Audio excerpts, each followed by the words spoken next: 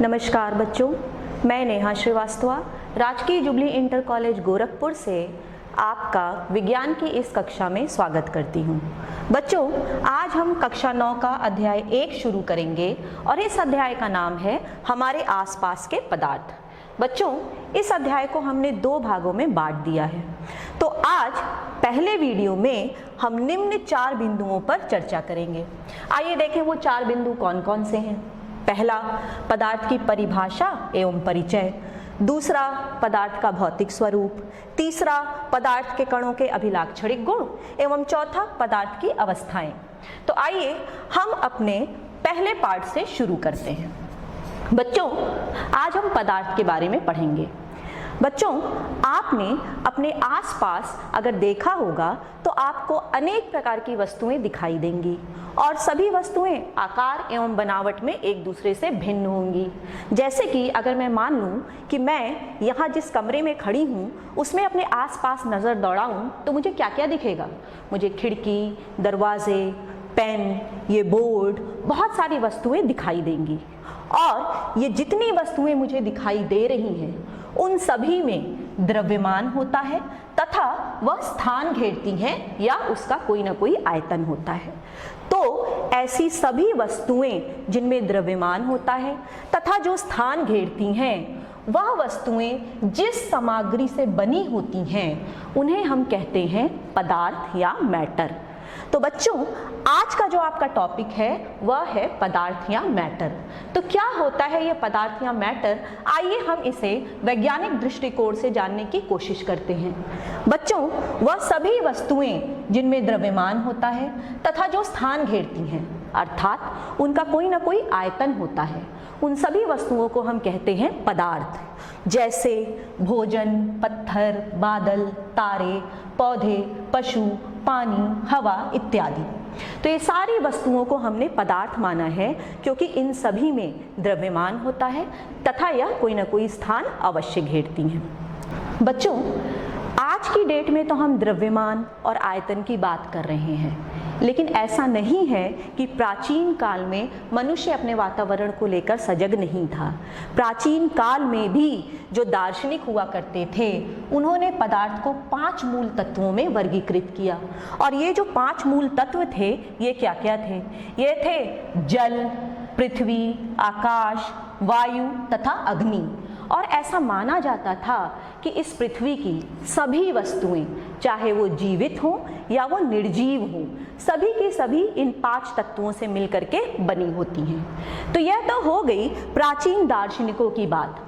आइए हम अब देखते हैं कि हमारे आधुनिक वैज्ञानिकों ने पदार्थ को उनकी रासायनिक प्रकृति और उनके भौतिक गुणधर्म के आधार पर 2 भागों में किस प्रकार बांटा है। बच्चों, ये जो रासायनिक प्रकृति के आधार पर पदार्थ को बांटा गया है इसमें हम चर्चा करेंगे कि पदार्थ किन किन तत्वों का मिलकर के बना हुआ है और उसके ये जो तत्व हैं वो मिलकर के जो यौगिक बनाते हैं उनके रासायनिक गुणधर्म क्या क्या हैं। लेकिन इस रासायनिक प्रकृति की चर्चा आप आगे के अध्याय में करेंगे। आज के इस अध्याय में हम पदार्थ के भौतिक गुणधर्म और स्वरूप की चर्चा ही करेंगे। तो पदार्थ के भौतिक गुणधर्म या स्वरूप में सबसे पहले हम यह चर्चा करेंगे कि पदार्थ कणों से मिलकर के बना होता है या वह सतत या कंटिन्यूअस होता है। और दूसरी चर्चा हम यह करेंगे कि यदि पदार्थ कणों से मिलकर के बना है तो उन कणों का आकार छोटा है या वह आकार में बड़े हैं। तो आइए सबसे पहले हम यह चर्चा करते हैं कि पदार्थ कणों से मिलकर के बना है या पदार्थ सतत होता है। तो बच्चों, इसके लिए हम एक एक्सपेरिमेंट करेंगे और इस एक्सपेरिमेंट में आप देखिए कि हमने क्या किया है। बच्चों, इस एक्सपेरिमेंट में हमने एक बीकर में जल ले लिया है और जल का स्तर यहाँ पर मार्क कर दिया है, वाटर लेवल को हमने मार्क कर दिया है। अब हमने एक चम्मच में नमक या चीनी, कुछ भी ले लीजिए आप, उसको इस बीकर में डाल दिया है और अच्छी तरह से हिला दिया है। और जब यह अच्छी तरह से हिल जाए तब आप नोटिस करेंगे कि जल के स्तर में कोई भी वृद्धि नहीं हुई या जो वाटर लेवल है वो जहां पहले था वहीं पर वाटर लेवल अब भी है। तो इस एक्सपेरिमेंट से हमने निष्कर्ष क्या निकाला? इस एक्सपेरिमेंट से हमने निष्कर्ष निकाला कि जो नमक था या जो चीनी आपने ली थी वह अवश्य ही पानी के कणों के बीच के रिक्त स्थानों में जाकर के एडजस्ट हो गया होगा, या उसने पानी के कणों के बीच में उपस्थित रिक्त स्थानों को ग्रहण कर लिया होगा, अन्यथा वाटर का लेवल जरूर बढ़ जाता। तो इस एक्सपेरिमेंट से हमने दो चीजें सिद्ध की। पहली तो यह सिद्ध की कि पदार्थ सतत नहीं होता है बल्कि कणों से मिलकर के बना होता है, और दूसरी हमने यह भी सिद्ध कर ली कि पदार्थ के कणों के बीच में रिक्त स्थान उपस्थित होता है। तो बच्चों, इस एक्सपेरिमेंट से हमने सबसे पहले यह सिद्ध किया कि पदार्थ सतत नहीं होता बल्कि कणों से मिलकर के बना होता है। आइए अब हम चर्चा करते हैं कि पदार्थ यदि कणों से मिलकर के बना है तो उसके कण आकार में छोटे हैं या आकार में बड़े हैं। इसके लिए हम फिर से एक एक्सपेरिमेंट कर लेते हैं। तो बच्चों, इस एक्सपेरिमेंट में आप देखिए कि यहाँ पर हमने एक बीकर में फिर से पानी ले लिया है और हमने पोटेशियम परमैंगनेट जो बैंगनी कलर का क्रिस्टल होता है उसको ले लिया और उसके एक या दो क्रिस्टल इस बीकर के जल में डाल दिया। तो आप देखेंगे कि जैसे ही आपने इसमें पोटेशियम परमैंगनेट का एक या दो क्रिस्टल डाला, यह पूरा 100 ml पानी कलराइज्ड हो गया या इसमें बैंगनी रंग आ गया। अब आप एक दूसरा बीकर लीजिए और इसमें 90 ml पानी ले लीजिए और इसमें पहले बीकर में से 10 ml रंगीन पानी लेकर के इस बीकर में डाल दीजिए ताकि इसका आयतन फिर से 100 ml हो जाए। अब आप देखेंगे कि यह जो बीकर था इसमें भी रंग आ गया। अब आप ये एक्सपेरिमेंट 7 से 8 बार रिपीट करिए, मतलब कि हर बार आप 90 ml पानी लीजिए और पिछले वाले बीकर में से 10 ml रंगीन पानी इसमें डाल दीजिए। तो आइए देखें कि ऐसा करने के पश्चात हमें दिखाई क्या देगा। बच्चों, पोटेशियम परमैंगनेट के 2 या 3 क्रिस्टल मात्र से पानी का बहुत अधिक आयतन रंगीन हो गया, लेकिन अगर आप नोटिस करें तो जैसे हम एक बीकर से दूसरे बीकर पर बढ़ते जाते हैं यह रंग हल्का पड़ता चला जाता है, लेकिन आपको रंग मिलेगा। इससे क्या सिद्ध हुआ? इससे यह सिद्ध हुआ कि एक छोटे से पोटेशियम परमैंगनेट के क्रिस्टल ने पानी के बहुत अधिक आयतन को रंगीन कर दिया। तो ऐसा तभी संभव हुआ होगा जब पोटेशियम परमैंगनेट के एक क्रिस्टल में बहुत ज़्यादा कण उपस्थित होंगे, और एक छोटे से क्रिस्टल में यदि बहुत ज़्यादा कण उपस्थित हैं तो अवश्य ही उनका आकार या उनकी साइज बहुत छोटी होगी। तो इस एक्सपेरिमेंट से हमने क्या सिद्ध किया? इस एक्सपेरिमेंट से बच्चों हमने यह सिद्ध कर लिया कि पोटेशियम परमैंगनेट या किसी पदार्थ के एक छोटे से क्रिस्टल में भी असंख्य कण उपस्थित होते हैं।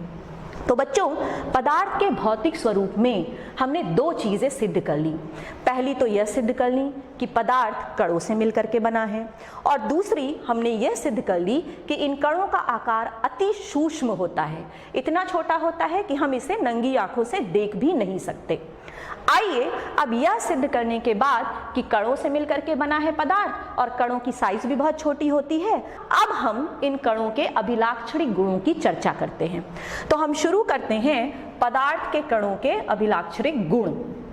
तो बच्चों, पदार्थ के कणों के अभिलाक्षणिक गुण यहाँ पे आपको दर्शाए गए हैं। यहाँ पर मान लीजिए मैंने एक पदार्थ लिया है और ये उसके कणों को दर्शाया गया है।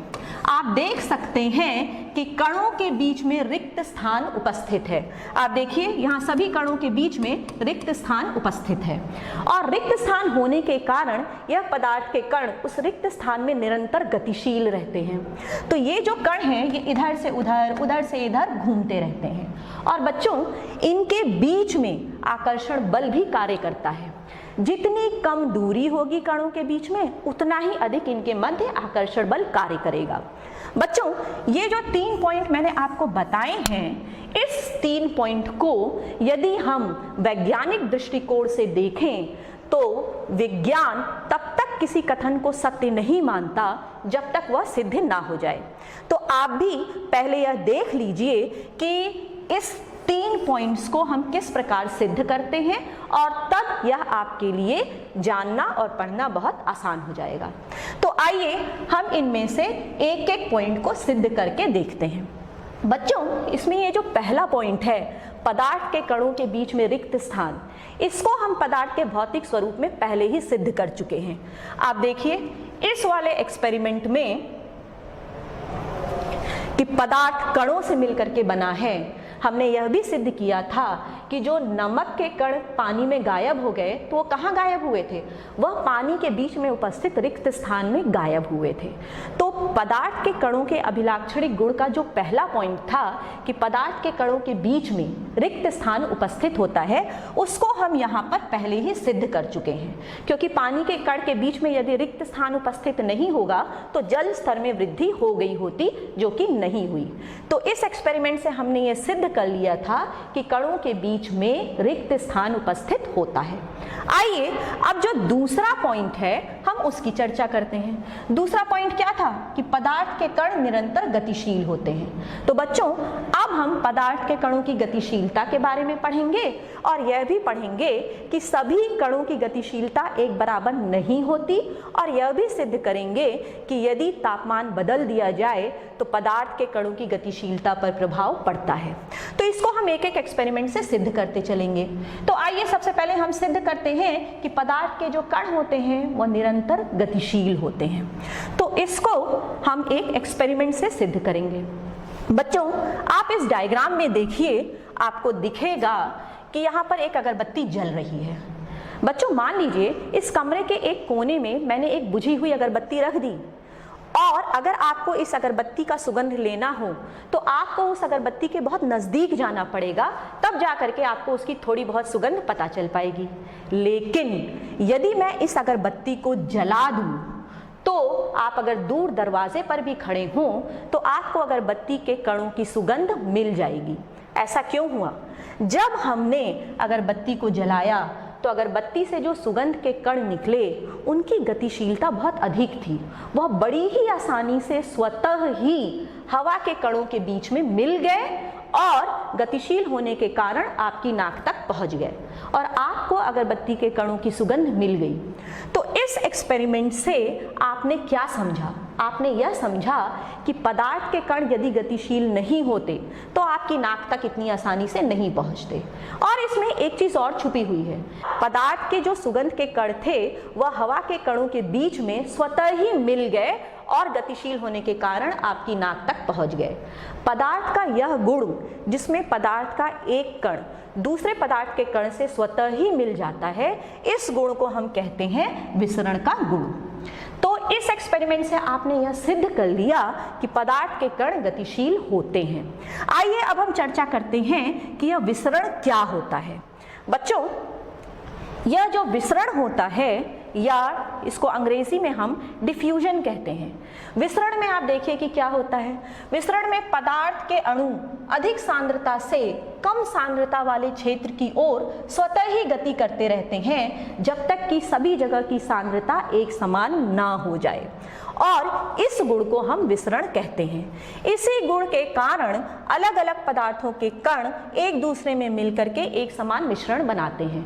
जैसा कि आपने अगरबत्ती वाले एक्सपेरिमेंट में देखा और समझा। क्या हुआ था वहां पे? जब आपने अगरबत्ती जलाई थी तो अगरबत्ती से निकलने वाला जो धुआं था वह एक ही स्थान पर एकत्रित था, अर्थात उसकी सांद्रता वहां पर अधिक थी।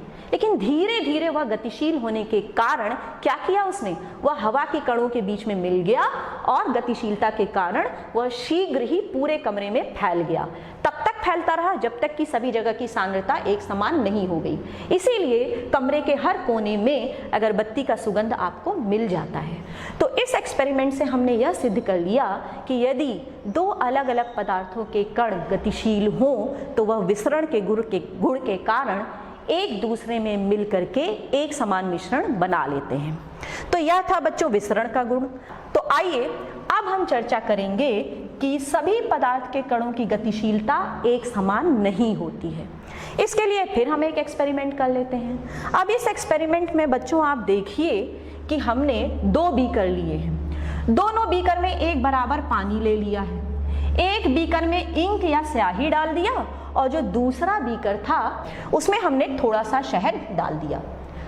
थोड़ी देर के पश्चात आप क्या देखेंगे? आप देखेंगे कि जो स्याही आपने डाली थी वह पानी में तुरंत ही घुल गई, लेकिन जो शहद आपने डाला था वह पहले तो बर्तन की तली पर बैठ गया और घुलने में उसने बहुत ज़्यादा समय लगाया। तो अब इस एक्सपेरिमेंट से निष्कर्ष क्या निकला? इस एक्सपेरिमेंट से बच्चों यह निष्कर्ष निकला कि जो स्याही के कण थे उसका विसरण पानी में बहुत तेजी से हुआ, जबकि शहद के कणों का विसरण पानी में बहुत धीरे धीरे हुआ। ऐसा क्यों हुआ?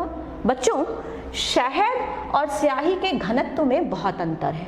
स्याही का घनत्व कम होता है और शहद का घनत्व ज्यादा होता है। क्या होता है यह घनत्व?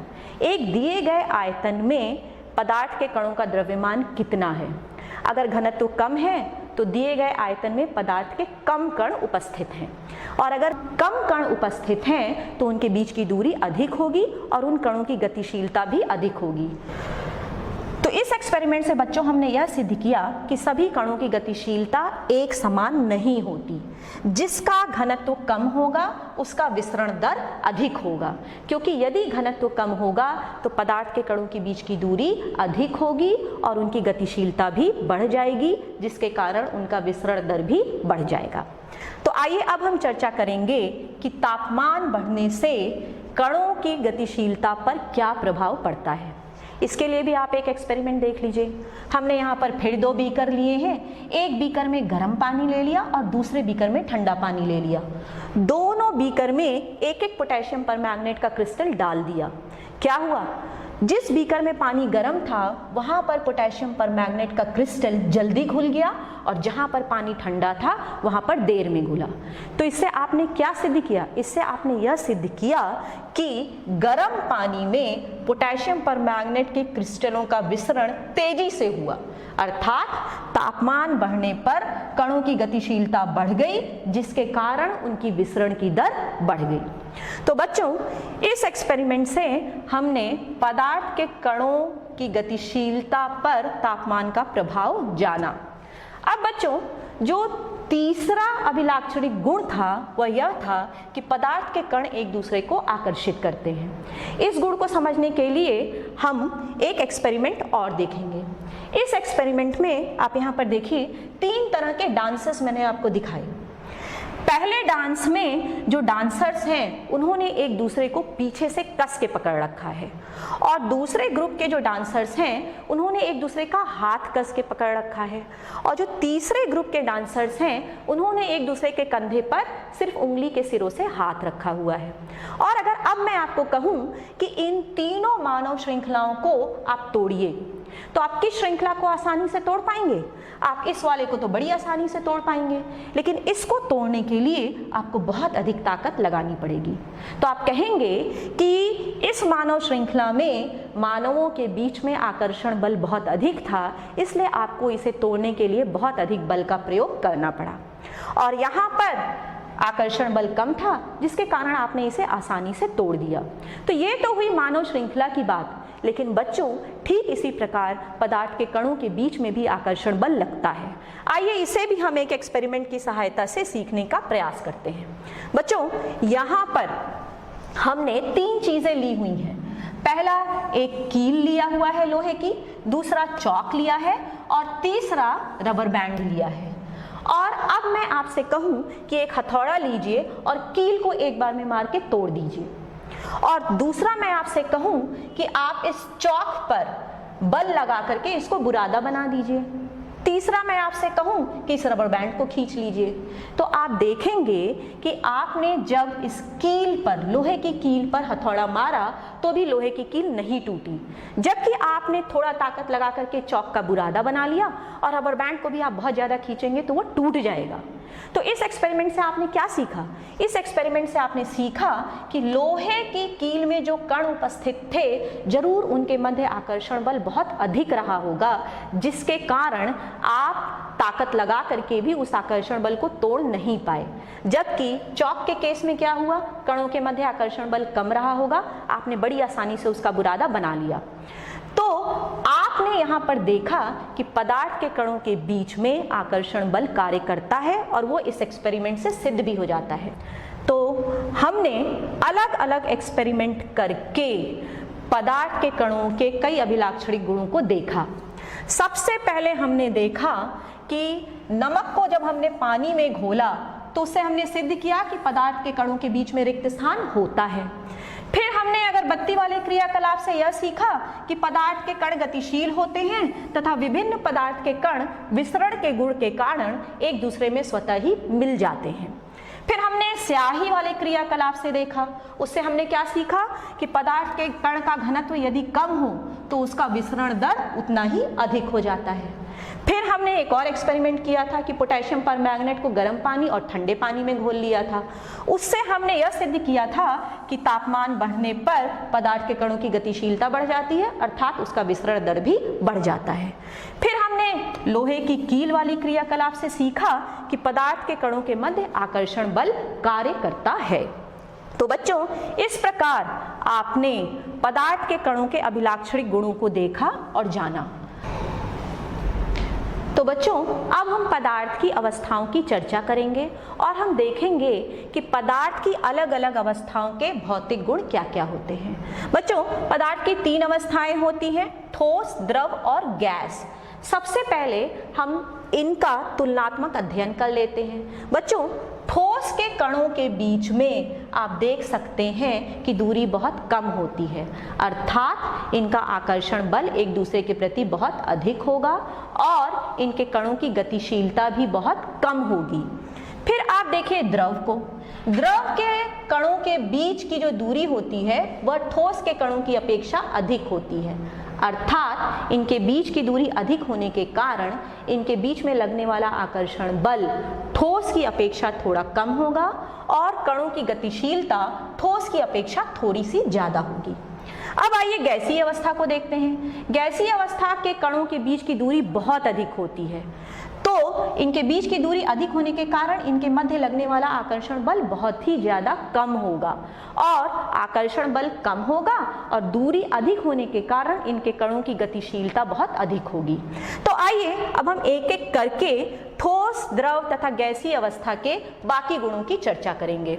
बच्चों, ठोस के कणों के बीच की दूरी और उनके बीच के आकर्षण बल की चर्चा हम कर चुके। ठोस के कणों के बीच की दूरी बहुत कम होती है और कणों के बीच आकर्षण बल बहुत अधिक होता है। यहाँ पर मान लीजिए कि हमने 3 ठोस लिए हैं और इन तीनों ठोस के बाहर यदि हम इनका चॉक की सहायता से आउटलाइन कर लें तो हमें क्या दिखेगा? हमें दिखेगा कि हर ठोस का आकार निश्चित होता है, उसकी सीमाएं स्पष्ट होती हैं तथा हर ठोस कोई ना कोई स्थान अवश्य घेरता है और उसका जो आयतन होता है वह नहीं बदलता, अर्थात उसका आयतन स्थिर होता है। अब यदि आप देखिए ठोस के पदार्थों में विसरण का गुण किस प्रकार होता है। यहाँ पे आप देख सकते हैं कि कई ईंट एक साथ रखे हुए हैं, लेकिन एक ईंट का दूसरे ईंट में मिश्रण नहीं तैयार हो रहा है, अर्थात यह एक दूसरे में नहीं मिल रहे हैं। तो इससे क्या सिद्ध होता है? इससे सिद्ध होता है कि ठोस के पदार्थ के कणों के बीच में विसरण नहीं हो सकता। अब आइए अब हम ठोस के एक और गुण संपीड्यता की स्टडी करते हैं। बच्चों, संपीड्यता से तात्पर्य होता है कि आप किसी चीज को दबाइए और वह कितना दब सकता है। तो बच्चों, आप देख सकते हैं कि यहाँ पर हमने एक दिया लिया, यदि मैं उस पर बाहर से बल लगाऊं तो वह दिए का आकार नहीं बदलेगा। यह जरूर हो सकता है कि वह दिया टूट जाए और इस टूटे हुए दिए के टुकड़ों को अगर आप फिर से मिलाइए तो आप देखेंगे कि फिर से दिए का शेप बन जाता है, अर्थात इनका आकार नहीं बदलता, जिसके कारण हम कह सकते हैं कि ठोस जो होते हैं वह दृढ़ होते हैं। अब बच्चों, आपने अभी ठोस के गुणों की चर्चा की कि उनका आकार निश्चित होता है, सीमाएं स्पष्ट होती हैं, आयतन स्थिर होता है, लेकिन कई ऐसे ठोस भी हैं जो इससे भिन्न गुण प्रदर्शित करते हैं। तो क्या हम उन्हें ठोस मानेंगे? आइए हम इस पर चर्चा करते हैं। बच्चों, यहाँ पर आप देख सकते हैं कि एक रबर बैंड लिया गया है और इस रबर बैंड को अगर आप खींचिए तो उसका आकार बदल जाता है। तो क्या आप इसे ठोस मानेंगे? हाँ, इसे हम ठोस मानेंगे। क्यों मानेंगे? क्योंकि रबर बैंड का जो आकार बदल रहा है वह बाह्य बल के प्रभाव में बदल रहा है। जैसे बाह्य बल आप हटाते हैं, रबर बैंड पुनः अपना आकार ले लेता है। वो अलग बात है कि आप और अधिक खींचेंगे तो वो टूट जाएगा। इसके पश्चात अगला प्रश्न होता है कि चीनी और नमक को जिस बर्तन में रखें उसी का आकार ले लेता है, जबकि हमने पढ़ा है कि ठोस का आकार निश्चित होता है। बच्चों, इसमें यह पूछा गया है कि चूंकि चीनी और नमक को जिस बर्तन में रखें उसी का आकार ले लेता है, तो क्या इसे ठोस मानेंगे? हाँ, इसे भी ठोस माना जाएगा। क्यों माना जाएगा? क्योंकि चीनी और नमक के अगर आप एक कण को देखें तो उस कण का आकार डिब्बे में रखने से नहीं बदल रहा है, अर्थात कणों का आकार निश्चित है, इसलिए इसे ठोस माना जाएगा। अब आप यहाँ पे अगला गुण देखिए। अगला गुण हमने पढ़ा कि ठोस की जो संपीडितता होती है वो नगण्य होती है। यहाँ पर यदि आप स्पंज को दबाएं तो स्पंज दब जाता है, तो संपीडन का गुण तो स्पंज शो कर रहा है, तो क्या इसे हम ठोस मानेंगे? हाँ, इसे भी ठोस माना जाएगा, क्योंकि जब आप स्पंज को दबाते हैं तो स्पंज में जो छिद्र होता है उसमें उपस्थित जो हवा है वो बाहर निकलती है, कणों का आकार नहीं बदलता, तो हम इन तीनों को ठोस मानेंगे। तो इस प्रकार आपने ठोस अवस्था के बारे में जाना। आइए अब हम द्रव अवस्था की चर्चा करते हैं। बच्चों, द्रव अवस्था में आपने देखा कि कणों के बीच की दूरी ठोस के कणों की अपेक्षा अधिक तथा गैस के कणों की अपेक्षा कम होती है, और आपने यह भी देखा कि कणों के बीच लगने वाला आकर्षण बल ठोस के कणों की अपेक्षा कम तथा गैस के कणों की अपेक्षा अधिक होती है। आइए अब हम इनके आकार और आयतन की चर्चा करते हैं। द्रव का आकार निश्चित नहीं होता, लेकिन उसका आयतन निश्चित होता है। इसके लिए आप देखिए, यहाँ पर हमने एक मेजरिंग सिलेंडर लिया है, एक कोनिकल फ्लास्क ले लिया है और एक बीकर ले लिया है। तीनों पर हमने 50 ml पर मार्क बना दिया। अब आप एक रंगीन पानी मेजरिंग सिलेंडर में ले करके इन दोनों में डाल दीजिए। आप देखेंगे कि यहाँ पर रंगीन पानी ने बीकर का आकार ले लिया और यहाँ पर रंगीन पानी ने कोनिकल फ्लास्क का आकार ले लिया, अर्थात द्रव का आकार निश्चित नहीं होता। लेकिन इन दोनों ही बर्तनों में जो द्रव का आयतन था वह 50 ml ही रह गया, अर्थात उसका आयतन जो था वह निश्चित होता है। अब यहाँ पर आप देखिए, यदि द्रव को हम एक बर्तन से दूसरे बर्तन में उड़ेल दें तो क्या होगा? तो आप देखेंगे कि द्रवों में बहाव का गुण होता है और इनका आकार बदल जाता है, इसीलिए ये दृढ़ नहीं होते और बहाव का गुण उपस्थित होने के कारण हम इन्हें तरल या फ्लूइड्स कहते हैं। अब आइए बच्चों, इसके पश्चात हम चर्चा करते हैं द्रवों में विसरण के गुण का। बच्चों, द्रवों में ठोस, द्रव तथा गैस तीनों का ही विसरण बड़ी तेजी से होता है। आप यहाँ पर देखिए कि इस एक्सपेरिमेंट में हमने पानी में चीनी को घोल दिया तो बड़ी आसानी से घुल गया, तो क्या हुआ? यह ठोस का द्रव में विसरण। और इस वाले एक्सपेरिमेंट में देखिए, हमने स्याही को पानी में घोल दिया तो यहाँ पर क्या हुआ? द्रव का द्रव में विसरण। और यहाँ पर देखिए, यहाँ पर वायुमंडल में उपस्थित ऑक्सीजन और कार्बन डाइऑक्साइड गैस का पानी में घुल जाना क्या दर्शाता है? गैस का द्रव में विसरण। बच्चों, यह जो ऑक्सीजन और कार्बन डाइऑक्साइड पानी में घुल जाती है, यह जलीय जंतु तथा पौधों के लिए बहुत ही आवश्यक है, क्योंकि जल में घुली हुई ऑक्सीजन जलीय जंतुओं और पौधों को श्वसन की क्रिया में मदद करती है, और जो जल में घुलित कार्बन डाइऑक्साइड होता है वह जलीय पेड़ पौधों को प्रकाश संश्लेषण की क्रिया को पूरी करने में मदद करता है। अब आइए इसके पश्चात बच्चों हम चर्चा करते हैं गैसीय अवस्था की। गैसीय अवस्था में आपने पढ़ा है कि कणों के बीच की दूरी बहुत अधिक होती है और कणों के बीच आकर्षण बल बहुत कम होता है। अब हम अगले गुण की चर्चा करते हैं और अगला गुण है संपीड्यता। बच्चों, यहाँ पर हमने 3 पिस्टन लिए हैं और आप देख सकते हैं कि पहले पिस्टन में हमने चॉक भर दिया, दूसरे पिस्टन में हमने पानी भर दिया और तीसरे पिस्टन को हमने खाली छोड़ दिया, अर्थात उसमें वायु भरी है। तीनों के मुंह पे आप कॉर्क लगा दीजिए और अब मैंने आपसे कहा कि आप यहाँ पर बल लगाइए और इसको दबाने की कोशिश करिए। आप किस वाले पिस्टन को आसानी से दबा देंगे? आप जिसमें गैस भरा है उस पिस्टन को बड़ी ही आसानी से दबा देंगे, जबकि जिसमें ठोस भरा है उसको आप नहीं दबा सकते। ऐसा क्यों हुआ? ऐसा इसलिए हुआ क्योंकि गैस के कणों के बीच की दूरी बहुत अधिक होती है, तो जब आप बल लगाते हैं तो उनके कणों के बीच की दूरी कम हो जाती है, अर्थात आप गैस के अधिक आयतन को बल लगा करके उसके आयतन को कम कर सकते हैं। और गैस के इसी गुण का उपयोग हम एलपीजी में करते हैं, जिसमें हम क्या करते हैं? गैस के ऊपर बल लगाते हैं और उसके आयतन को कम कर देते हैं और उसे हम सिलेंडर में भर देते हैं। और बच्चों, ये जो कार में जो हम सिलेंडर सीएनजी का यूज करते हैं उसमें भी क्या किया जाता है? उसमें भी संपीडित गैस का प्रयोग किया जाता है। तो इस प्रकार हमने देखा कि संपीड़न के गुण का प्रयोग हमारे दैनिक जीवन में बहुत अधिक होता है। आइए अब हम चर्चा करते हैं गैस का गैस में विसरण किस प्रकार होता है। बच्चों यहाँ पर आप देख सकते हैं कि यहाँ पर खाने की एक वस्तु रखी हुई है और इसकी सुगंध दूर तक उड़ करके आपकी नाक में पहुंच सकती है।